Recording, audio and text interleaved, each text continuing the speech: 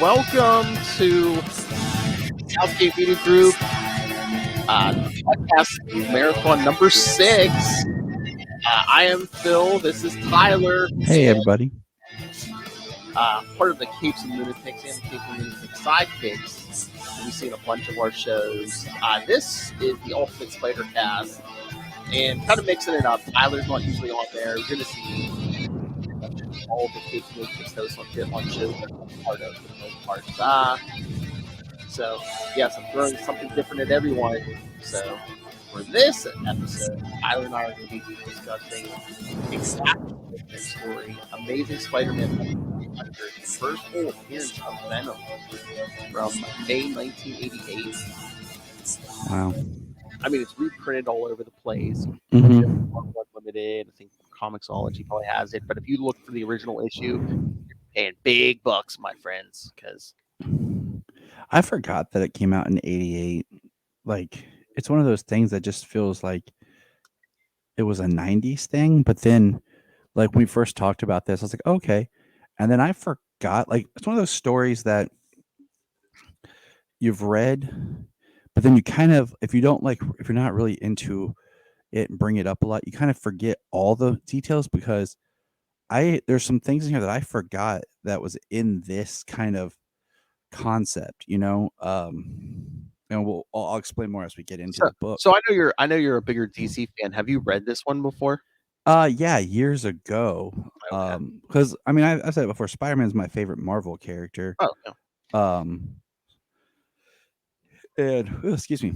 I remember like the animated series came out, like when they did the Venom episodes, it was huge, and of course, everybody ran to the comics, and it's one of those I remember seeing and kind of knowing, but I'm trying to remember this, trying to compare it to another story where like you think certain things are in it, but they're not. They come later. And that's why when I was rereading this, I was kind of surprised because, so much of like Venom's story, like I've seen over and over in like the different animated versions. And of course, the one time in the movie that was Spider-Man and Venom. That there's certain parts that I was like, oh yeah, that did happen in the book like that. So it was cool to revisit, Oh yeah, and they almost we'll get into this later on, but they almost went a different way with who was going to get the suit. So, but yeah, this, like I said, this one is from May 1988.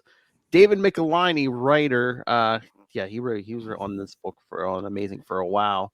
Penciler and inker. I don't know if anyone's heard of this guy, Todd McFarlane. Todd McFarlane, the toy guy. Just sold not quite, almost, just missed selling 500,000 copies of King Spawn #1. Yeah.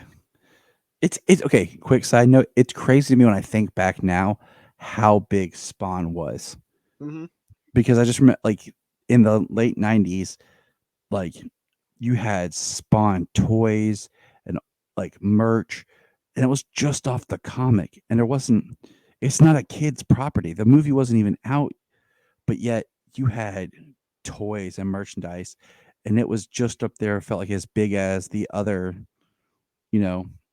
books.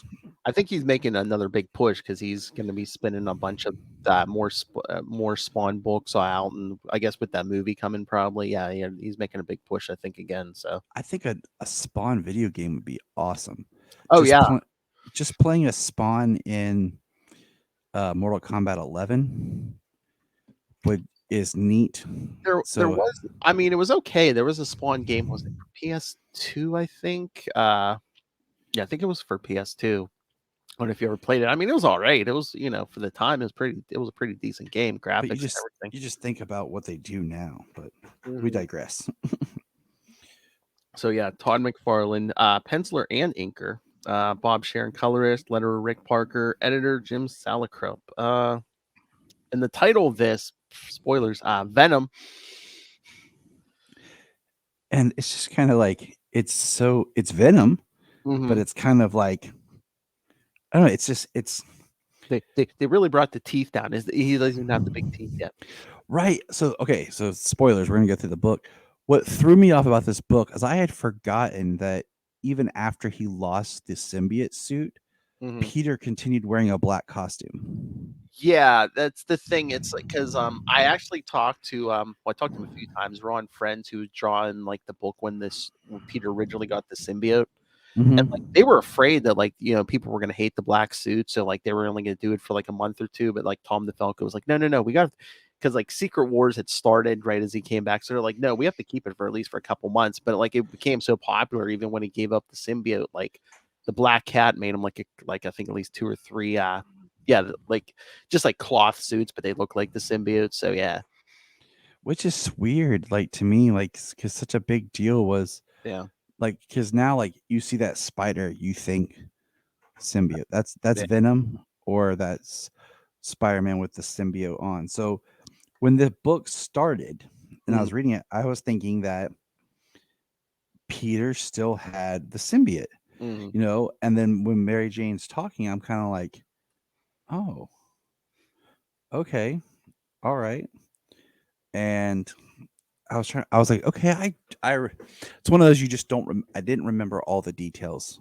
Yeah. Um, Yeah, I mean, it was weird for the longest time. Yeah, they were swapping back and forth between that black costume and the red costume. He would take turns wearing both, and then the red one got trashed after a while. But yeah, so Spider-Man returns home from New Jersey. He finds his wife in hysterics. At first she thinks he is the same man who broke into their home. Peter pulls off his mask, reassuring his wife that it's actually him. She tells him about the intruder, how he was a large man wearing a Spider-Man suit like his. However, much to her horror, the mask grew a smile full of teeth. She assures Peter that she is fine but can't stay the night in the apartment. Peter understands and goes into the bedroom to pack a bag so they can stay in a hotel. Peter wonders to himself what kind of creature could have frightened her so badly.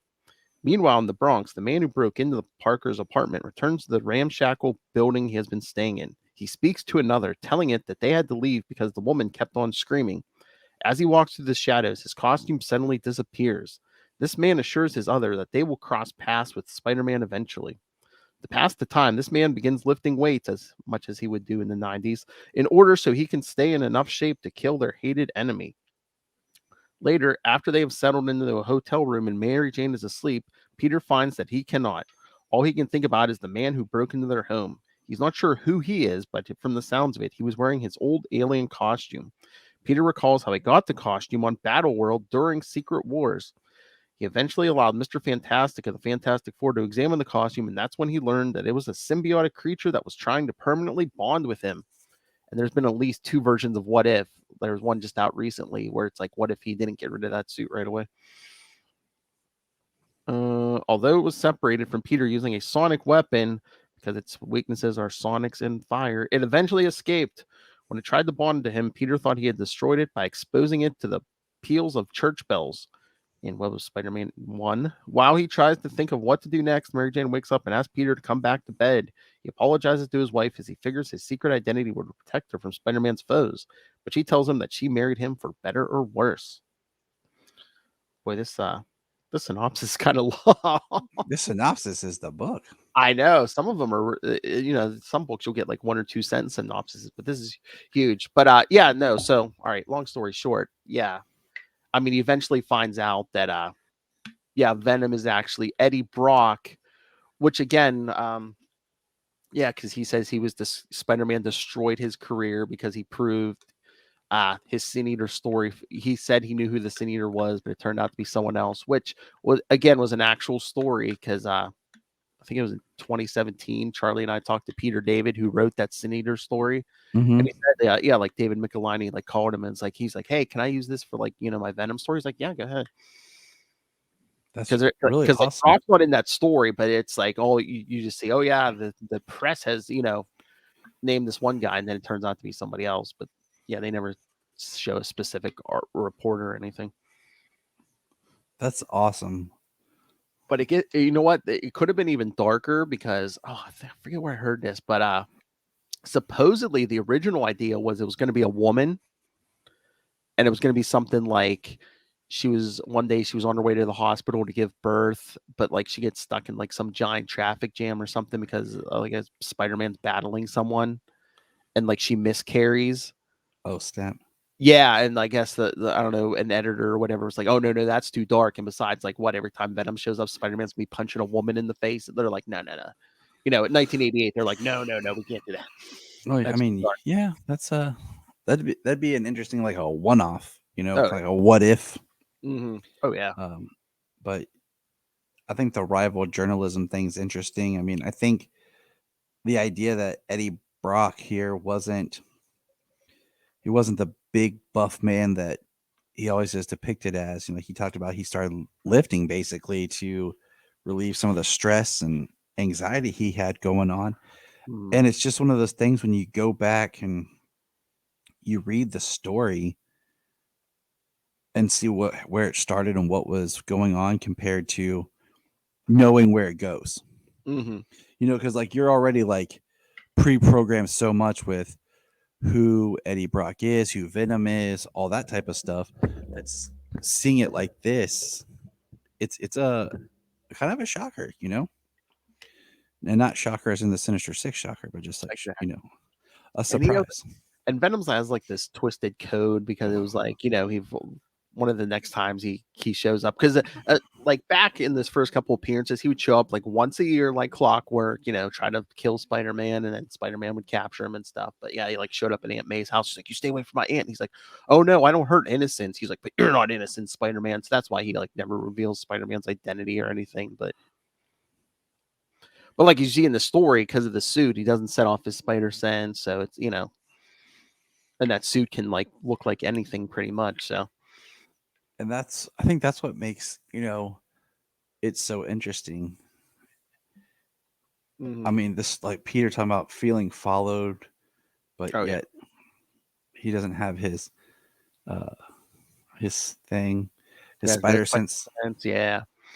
I And then like like he knew the suit could look like any clothes, but then like there was one time Venom takes him to a tropical island, and he was like making the suit like blend in with like the water or like the beach or the trees and stuff. So it's like, yeah, that thing can like can't like actually you can actually be like a chameleon in that suit. I like the dynamic in this of just, Peter and Mary Jane uh early married. It feels like, Yeah. the this is the late 80s, right before the 90s, but it still has that kind of 90s feel of like all the superheroes are getting married. Yeah, this was like within the first because they got married in '87, so this was like within the first year of them getting married. Well, I like that we have the uh Peter, you should do fashion photography, and then the Mhm. whole in that case, man, oh man, how about some pictures for our private collection? I was like, okay, Peter and MJ, right? I was like, dang, she's a little feisty. No, I know, and like McFarlane always loved like drawing her in like sexy little outfits as we see at the in the hotel. Yeah. Oh, when she like first wakes up, Mm-hmm. she comes walking in like, Peter, look at my outfit. He's like, I'm just wearing pajama pants. And it's like it's so funny because like in the '90s, they like the late '80s, early '90s, like McFarlane and like even like Eric Larson who took over afterwards, like they would give her like big Peg Bundy hair and stuff. I mean, it, All it those. but then it cracks me up when you think about when we got the animated series and they put her like in cowboy boots. Yeah. I'm like, where did that come from? Like, the one that I really like that is when they see Aunt May. Mm-hmm. Uh, and gosh, I love this little part right here where Aunt May says, I just want your marriage to work. And so many couples get split apart by nosy relatives who try to run their lives for them. I was like, good on you, Aunt May. Oh yeah. I mean there's always like back and forth with Aunt May, and I don't know how she's still alive. Yeah. Ah, one more day. Okay, so I like Robbie Robertson in this because I was trying to remember, where Peter was with Robbie and where work and all that, like the setting of this story was taking place in continuity. Um, when Robbie's talking to him about the photography job. And I guess what really caught me off guard is when we first see Venom, when I guess we would be on, it's not numbered, but when we first see Venom show up, Mm-hmm. and he doesn't look like Venom. Like he just looks like a bigger black suit. You Yeah. know, he's Yeah. got, They would refine that look because even by his next appearance, he has like the longer teeth and stuff. Yeah. and that's what threw me because the first image of Venom Yeah. when he comes out of the shadows is kind of a letdown. It's not very surprising. So we Mm-hmm. have two people in black suits fighting, and the symbiote looks just like Peter's black suit, except it has a mouth with the big Mm-hmm. with teeth, and he's thicker because he talks about Eddie, working out. But then the next time he actually has the teeth and the tongue, and he's Venom. Yep. And I was like, oh. So I go through this whole book, and I'm like, this is cool that it's Venom, but at the same time, like, it's not Venom. Like, Yeah. it's like a version of Venom. Yeah. And it was His next appearance, like 15, 16 issues from now. Yeah. He has the teeth and the tongue and all the whole. Yeah. so that's what threw me about this is Mhm. because he's creepy, but he looks so much just like Peter. And so, yeah, I mean, I wonder if they had the idea how far this character was going to go. And like I said, his first couple appearances, he would like just like appear every year, once a year, like clockwork. So it's like from this point here, they have like about a year, maybe a little more to, I guess, refine the idea even more. So, And how much like people took to Venom. oh yeah, It's kind of like it makes me want to know a little bit more about the history of the character as far as was this kind of like an idea that came to him, or was this kind of planned for the symbiote to come back, or did they think the symbiote was gone? I don't know how far in like before this, like they had the plan for this, but I know there was at least two different. I think it was in Web of Spider-Man. There was two different like you get like a last page where like there was one where he's like hanging on the side of a building and someone like reaches out a window and like knocks him off the building. He's like, that didn't set off my spider sensors. There's another one where someone pushes him in front of a subway car and he's able to jump out of the way at the last second. But again, he's like, my spider sense didn't go off. So it's like I was gonna say, as I'm trying to remember how there was at least a couple months beforehand. I think they had this idea, but I don't know how far back. Yeah, I mean it's a good story. It's a good, interesting first appearance for Venom, but it just threw me that it wasn't the Venom that you think of, like with the tongue and the teeth and like the really perversion of the black suit. And Mm-hmm. I love at the end that Peter takes the black costume off and burns it, and Mary Jane pulls out the classic, and then we have that last page of him back in the classic Spider-Man. I know it's so funny because the cover for 301. I don't know if you saw it. It's like it almost looks the same. He's swinging in the same pose, but it's in the red and blue suit. Let's go pull that up. I was gonna look. I was gonna do a quick eBay search. Oh yeah. I was looking up Amazing Spider-Man 300 on eBay. Uh-huh. The cheapest. How is one only 99 cents? That's Oh, the starting bid, that's but some bit, yeah. Because besides that, the cheapest one I see is like $365. for the buy now. 315. Okay, 420. Oh man, But somebody got it.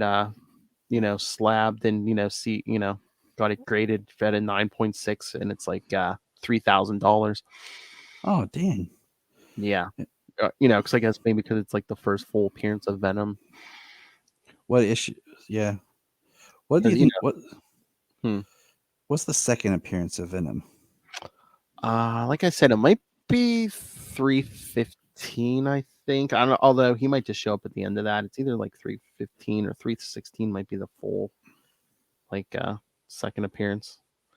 Oh wait, yeah, Amazing 315 second appearance of Venom. This one's only going for like 30 or 40 some. Let's pull Oh, it someone back. wants 107 for it. All right. Well, anyway, look, we're coming to the end of our time already. See how much time flies when we're talking about homicidal aliens.